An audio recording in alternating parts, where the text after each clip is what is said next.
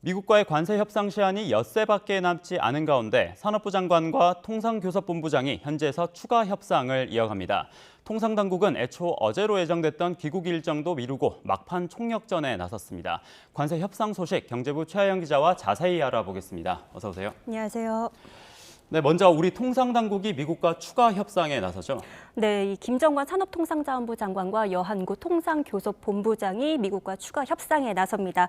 이 하워드 러트닉 상무장관과 그리고 제이미슨 그리어 미 무역대표부 대표와 만날 예정인데요. 이 러트닉 상무장관 같은 경우에는요, 미국 현지 시각으로 25일 오후에 러트닉 장관의 사저에서 만남이 예정되어 있습니다. 애초 김 장관과 여 본부장 귀국 일정 어제로 예정돼 있었습니다. 하지만 그 사이에 이 2+2 한미 통상 협의가 연기됐고요. 이에 따라 이 미국과 협상 타결점을 찾기 위해 귀국 일정도 미루고 막판 총력전에 나선 모습입니다. 네, 이번 만남에서는 주로 어떤 논의가 오가게 될까요? 네, 현재 협상은 투트랙, 그러니까 양면 전략으로 이어지고 있습니다. 이 김 장관이 하워드 러트닉 이 상무장관을 전담하고 있고요. 그리고 여한구 통상교섭본부장이 그리어 미 무역대표부 대표를 상대하고 있습니다. 이 김 장관은 주로 이 대미 투자와 에너지, 반도체, 조선 등 산업 협력을 논의하고 있고요. 여 본부장은 농산물과 디지털 등 비관세 조치를 얘기하고 있는데요.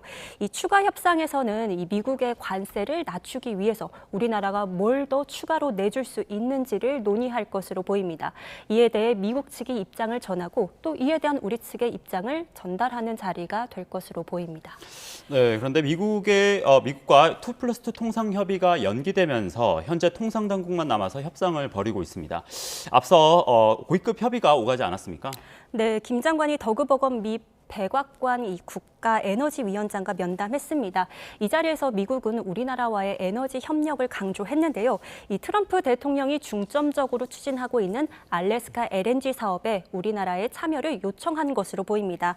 사실 이 알래스카 LNG 사업 그동안 사업성 등이 명확치 않아 우리나라가 심중하게 접근하던 부분이었습니다. 하지만 미국 측이 꾸준하게 요청하고 있고 일본이 이번에 미국과 협상을 타결지으면서 이 알래스카 LNG 사업에 참여하기로 하면서 결국 우리나라도 협력 방안을 모색하고 있는 것으로 보이는데요. 이와 함께 이날 여 본부장은 제이미슨 그리어 미 무역대표부 대표와도 만나 비관세 조치를 논의했는데요. 우리나라가 이 비관세 장벽을 해소하기 위해 얼마나 노력하고 있고 이에 따라 다른 경쟁국과 비교해서 우리나라가 불리한 대우를 받으면 안 된다는 점을 강조했습니다. 네, 그런데 미국이 지목한 우리나라의 비관세 장벽 가운데 가장 예민한 문제가 농축산물 시장 개방입니다. 그동안 정부가 협상 대상에서 선을 그어왔는데 어제 협상을 공식화했죠. 네, 그동안 이 쌀과 소고기 시장 개방은 정부가 협상 카드로 고려하지 않는 것으로 알려져 왔습니다. 그 이유가 뭐냐면요, 이 국내에선 농가 등 이 반발이 큰데다가요, 이 쌀 같은 경우에는 다른 나라와도 엮여 있기 때문에 미국산 쌀만 수입을 늘릴 수 없기 때문입니다. 게다가 소고기 같은 경우에는 지난 2008년 광우병 사태를 겪었던 만큼 국내에선 굉장히 민감한 사안으로 여겨지는데요. 하지만 트럼프 대통령이 지속해서 이 시장 개방을 요구하고 있고 또 일본이 쌀 시장을 개방하는 등 다른 나라들이 속속 시장 개방에 나서면서 결국 우리나라도 이 농축산물 시장 개방을 협상 테이블에 올린 것으로 보입니다. 이 상황이 이렇게 된 만큼 전문가들은 우리나라가 일부 양보할 수밖에 없는 상황이 됐다고 밝혔는데요. 이 내용은 전문가의 말 직접 들어보겠습니다. 좀 농민 축산업에 종사하는 분들한테는 죄송한 말씀이지만 우리가 양보할 수 있는 카드 중에서는 현 시점에서는 상대적으로 좀 비용이 낮은 축에 속한다라고 보여집니다. 이런 데다 미국이 요구하는 이 대미 투자 문제도 쉽지 않습니다. 미국이 4천억 달러 투자를 요구했다는 외신 보도도 나왔는데 가능한 수준입니까? 네, 이 4천억 달러를 우리 돈으로 따지면요, 550조 원 규모입니다. 그런데 올해 우리나라 예산이요, 추가 경정 예산을 제외하고 673조 원입니다. 그러니까 이 4천억 달러면 올해 우리나라 예산의 80% 수준입니다. 우리나라가 절대로 미국에 투자하기 불가능한 금액인데요. 결국 이 투자 금액을 낮추기 위해선 우리나라가 다른 부분을 양보할 수밖에 없다는 분석이 나옵니다.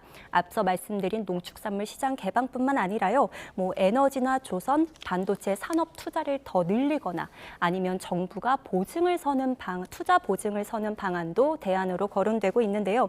일단 정부는 일본이 어떤 방식으로 미국과 투자를 약속했는지부터 면밀히 살펴본 다음에 이후를 결정하겠다는 방침입니다. 이 내용은 정부 설명 들어보겠습니다. 정부가 투자인지 보증, 대출까지 포함된 내용인지를 포함해서 그런 것들도 조금 더 저희가 파악이 필요하고 90대 10으로 어떻게 이익을 분배한다는 그런 내용들도 조금 더 분석과 평가가 필요한 내용입니다. 네, 이렇게 풀어야 할 과제는 많은데 이제 시간이 진짜 얼마 남지 않았습니다. 엿새 안에 협상을 타결 지을 수 있을까요? 네, 일단 정부는 8월 1일 시한을 전제로 협상에 임하는 중이라고 밝혔고요. 또 미국과도 이 시한 내에 상호 호혜적인 타결 방안이 마련될 수 있도록 노력하기로 의지를 재확인했다고 강조했습니다. 뭐 이제 사실상 엿새밖에 남지 않았지만 실질적으로 협상할 수 있는 시간은 더 넉넉지가 않습니다. 우리의 협상 상대인 베선트 재무장관이요, 오는 28일과 29일에는 중국과 무역 협상을 벌입니다. 이에 따라서 주말을 제외하고 우리가 실제로 협상할 수 있는 날짜는 30일과 31일 뿐인데요. 우리 정부 입장에서는 이 이틀 안에 미국과 협상을 단판 지어야 하는 상황에 놓이게 됐습니다. 만약 8월 1일까지 협상을 마무리 짓지 못한다면 그 이후의 상황은 어떻게 됩니까? 네, 가능성은 크게 두 가지로 나뉩니다. 첫 번째는요, 미국이 상호관세 25%를 부과한 상황에서 우리나라가 협상을 이어가는 방식이고요.